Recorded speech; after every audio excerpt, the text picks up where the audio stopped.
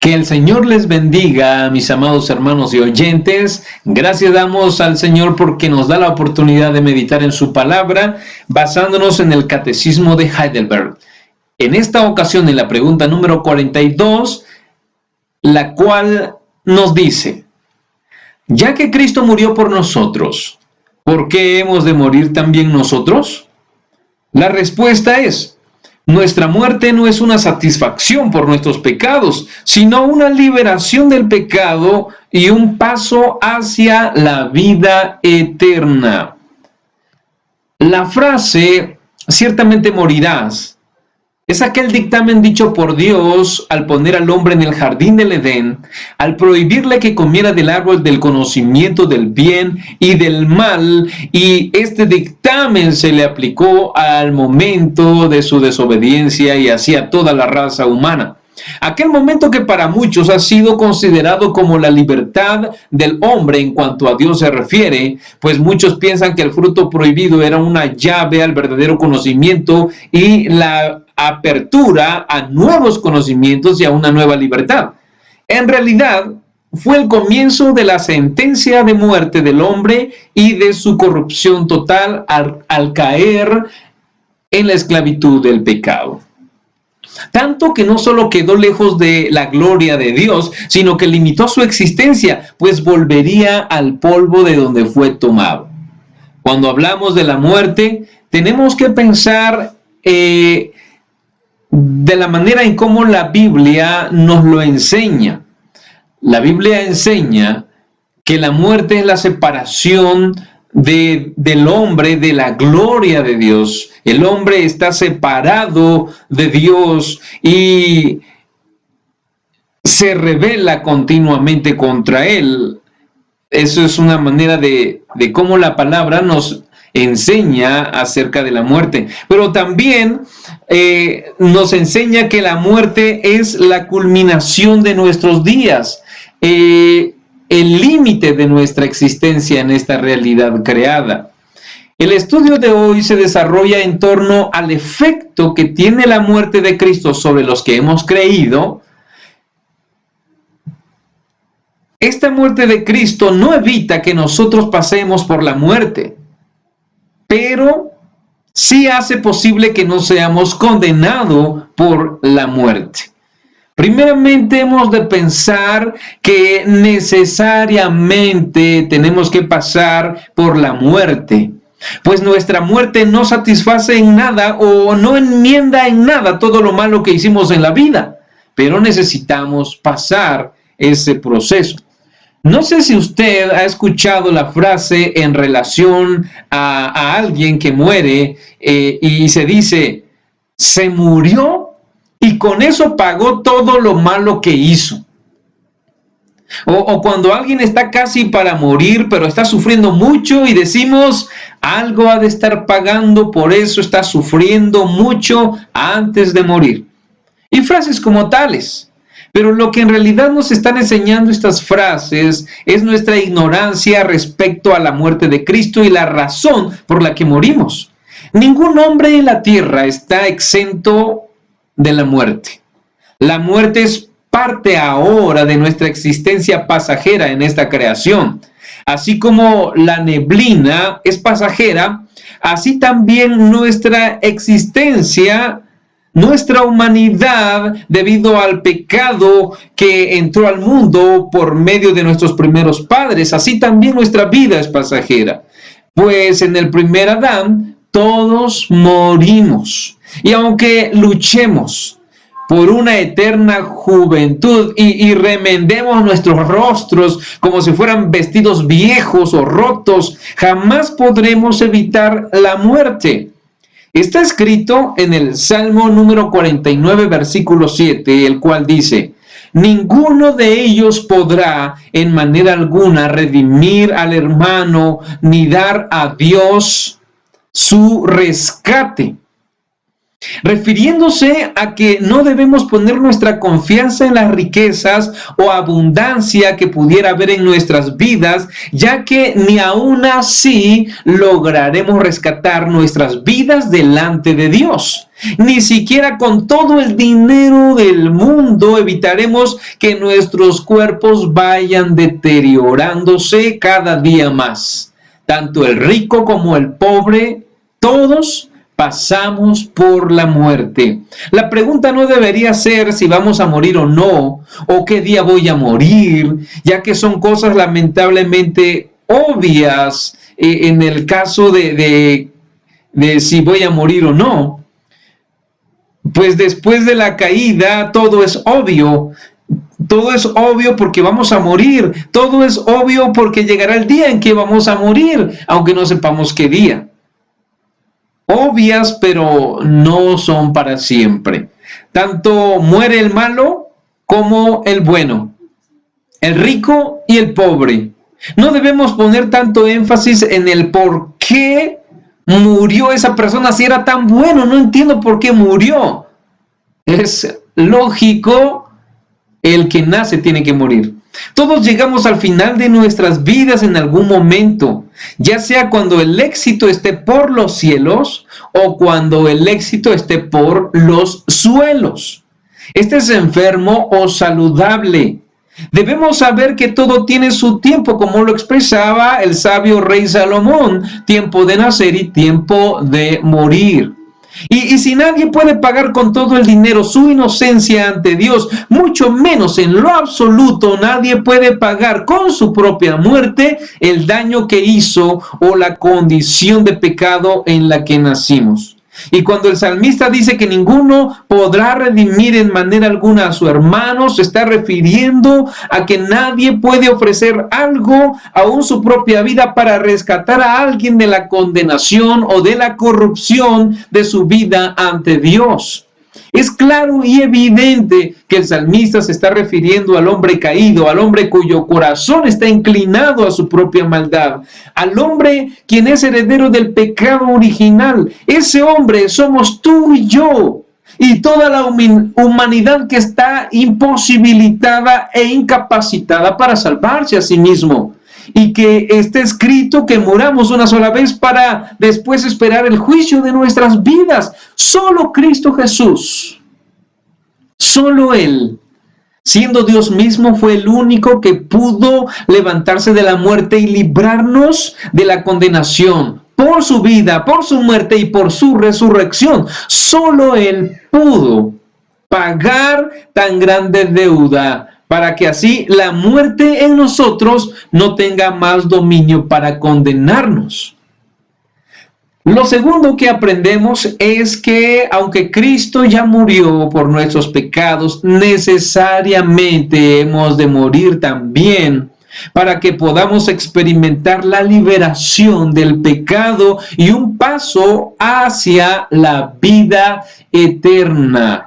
El Evangelio de Juan, capítulo 5, versículo 24, dice: de cierto os digo, el que oye mi palabra y cree al que me envió, tiene vida eterna y no vendrá a condenación, mas ha pasado de muerte a vida. Notamos aquí la promesa de vida para todo aquel que oye y cree, pero no solamente es un oír y decir yo creo. El verbo oír no es solamente percibir lo que la palabra de Dios está diciéndonos, como ahora tú estás escuchando o yo estoy escuchándome, sino más bien implica obediencia a la palabra de Dios, sujetarnos a ella y ponerla en práctica en nuestra vida diaria. Y el verbo creer es confiar en Cristo, es tener la seguridad de que Él es suficiente para que ya no seamos condenados, que lo que Él hizo es suficiente para que la muerte ya no nos condene, y suficiente para que enfrentemos toda situación con firmeza, incluyendo la muerte, ya que hay una afirmación, dice, no vendrá a condenación. Esa es la promesa. La segunda afirmación en este versículo es que ha pasado de muerte a vida. ¿Cómo es posible pasar de muerte a vida? ¿Qué significa realmente esto? A esto se le llama el nuevo nacimiento, la regeneración o también la primera resurrección. Es decir, que todo aquel que es salvo por Cristo ha pasado de estar lejos de Dios a estar reconciliado con Dios. Pasar de un estado de condenación a uno de vida eterna. De esa manera la muerte física no nos condena, sino más bien nos abre la puerta a la eternidad con Dios. De ninguna manera alguien que ha muerto puede tener más esperanza para poder todavía gustar de la salvación. De ninguna manera. Porque la vida que Dios nos da es aquí en donde o crees o no crees, o eres salvo o eres condenado. No hay esperanza para el que muere sin Cristo después de la muerte física. Una vez estando ya en la sepultura, no podemos nosotros ya volver y tomar decisiones que no tomamos en vida. Todos enfrentamos la muerte cada día, de grandes y pequeños. Pero eso no debe infundir miedo en nosotros. En esta pandemia, hermanos, hemos experimentado tantas muertes. Ha habido mucha muerte, mucha gente que ha muerto, pero el problema no es morir, más bien es cómo estoy viviendo ante el rostro de Dios para que cuando me toque partir pueda estar con el Señor. Esa es la pregunta, ¿cómo estoy viviendo? El apóstol Pablo escribió en la carta a los Filipenses, capítulo 1, versículo 21 al 23, y expresó lo siguiente: porque para mí el vivir es Cristo y el morir es ganancia. Mas si el vivir en la carne resulta para mí en beneficio de la obra, no sé entonces qué escoger, porque de ambas cosas estoy puesto en estrecho, teniendo deseo de partir y estar con Cristo, lo cual es muchísimo mejor. El apóstol Pablo, al escribir este versículo, y es un versículo que muchas veces hemos usado, para mí el vivir es Cristo y el morir es ganancia, casi como un amuleto, ¿no? Pero no es la manera correcta de usar la palabra. Lo que Pablo está comunicándonos aquí es, yendo un versículo antes de lo que leímos en el versículo 20, Pablo está diciendo que en su cuerpo él magnificaría o glorificaría a Cristo. Es decir, él con toda confianza, como siempre dice, ahora también será magnificado Cristo en mi cuerpo, sea, dice, o por vida o por muerte. Pablo está diciendo que las muchas veces que lo han apedreado, que lo han azotado y casi hasta la muerte, Pablo dice, aún nuevamente estoy preparado y tengo la confianza de que si con estos azotes por la palabra, con estos sufrimientos que he vivido por la misma palabra, Cristo es glorificado y su palabra es anunciada, adelante, ya sea que me quiten la vida o que todavía la vida permanezca en mí y yo sufra todos esos dolores, no importa, porque sea que viva, sigo siendo de Cristo. Si todavía hay aliento en mí, a pesar de aquella aflicción, porque muchas veces a él lo apedrearon y casi hasta la muerte. Imagínense ese dolor de las piedras en su cuerpo, de los azotes que él sufrió, todo aquello que él padeció como apóstol. Él decía, me resulta más beneficioso en la obra del Señor que todavía permanezca la vida en mí. Pero si en una de esas yo muero, pues que así sea. Para mí ese morir será una gran ganancia. Pero constantemente en sus azotes, él volvía a abrir los ojos y todavía la vida permanecía en él. Entonces él decía, pues todavía no es mi hora, todavía no me toca partir. Por lo tanto, él se levantaba y continuaba en este ministerio tan hermoso, en esta predicación del evangelio del reino, hasta el día en que él fue decapitado en Roma. Entonces él supo que ya no volvería a abrir sus ojos en esta realidad, pero sí las abriría en la eternidad con Cristo. Por eso él decía, porque de ambas cosas estoy puesto en estrecho, es decir, no sé qué escoger. Quiero estar ya con Cristo en la eternidad, aunque aún quiero seguir predicando la palabra. Entonces, imagínense a Pablo, que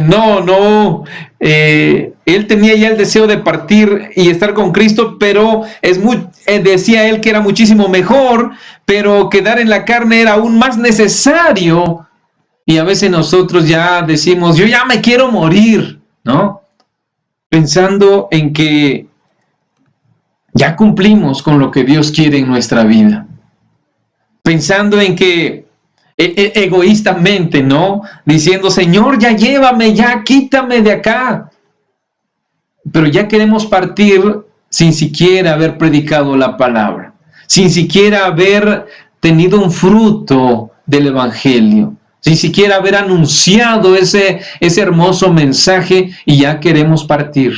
Aquellos que han partido han cumplido ya su tiempo en esta realidad, porque así el Señor lo ha querido. Pero nosotros que estamos vivos, deseamos la muerte. Cuando Pablo decía, pero yo ya quiero estar con Cristo, él no estaba diciendo, ya llévame, Señor. Pablo estaba diciendo que era emocionante esa parte de anhelar estar ya con Cristo, de saber que el día en que él ya no iba a despertar en esta realidad, algo maravilloso y glorioso le esperaba. Hermanos, todos hemos de morir una sola vez, pero no será cuando tú y yo lo decidamos.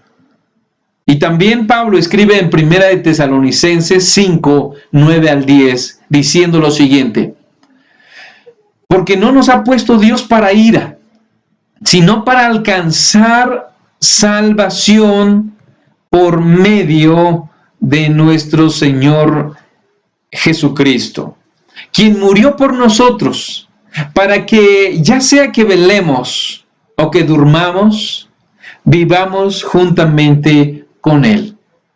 Pablo nuevamente mencionando este aspecto en la vida del cristiano. Dice que Cristo murió y Él murió para que nosotros fuésemos salvos. Porque Dios nos puso no ya para derramar su ira sobre nosotros, sino para salvarnos solamente por medio de Jesucristo. Y Él murió. ¿Saben para qué? Dice Pablo, ya sea que velemos o que durmamos, vivamos juntamente con Él. Pablo está diciendo, tú y yo que estamos vivos, tú y yo que estamos escuchando ahora esta palabra, sigamos velando. Porque Jesús mismo decía que velad y orad para que no entréis en tentación. La tentación puede ser cualquier aspecto que te esté o que me esté alejando de Dios. Pablo dice que Cristo murió para que nosotros sigamos velando o que durmamos. Es decir, si estás en vida, debemos vivir juntamente con Él, tomados de su palabra, siendo guiados por su espíritu y no por otro espíritu inmundo u otra doctrina u otra enseñanza, otra ideología otra enseñanza que nos aleje de Dios, sino que debemos vivir apegados a Cristo, porque somos de Él. Él ya nos reconcilió con el Padre. Dice, o que durmamos, es decir, aquí Pablo está suavizando el término de morir, o que muramos, o que ya estemos muertos, y aquí él dice, o que durmamos. Es decir, apuntando al día de nuestra muerte, diciendo, el día en que he de morir, seguiré siendo de mi Señor. Si en vida soy de mi Señor, el día en que yo muera, seguiré siendo de Él, porque soy suyo para siempre por medio de Jesucristo. Hermanos, ¿tú le tienes miedo a morir? ¿Has pensado en ese momento en que ha de llegar a tu vida o a mi vida, a nuestras vidas, y has dicho, ¿cómo será ese día? Mejor ocupémonos en vivir para Cristo. Y si tú no has creído en Él, ven. El Señor te está llamando. El Señor quiere librarte del poder de la muerte, para que la muerte ya no te condene y te lleve al infierno, sino para que la muerte simplemente sea una puerta a la eternidad con Cristo. Solamente en Cristo es que nosotros tenemos la esperanza de que el día de nuestra muerte, el día en que nos sepulten, también estarán sepultando para siempre nuestra carnalidad, nuestro pecado, nuestra miseria que aún está atada al pecado. Ese día, el día en que tú y yo moramos, también será la muerte de la muerte, la muerte del pecado, pero para nosotros, el comienzo de una eternidad con Cristo sin relación al pecado.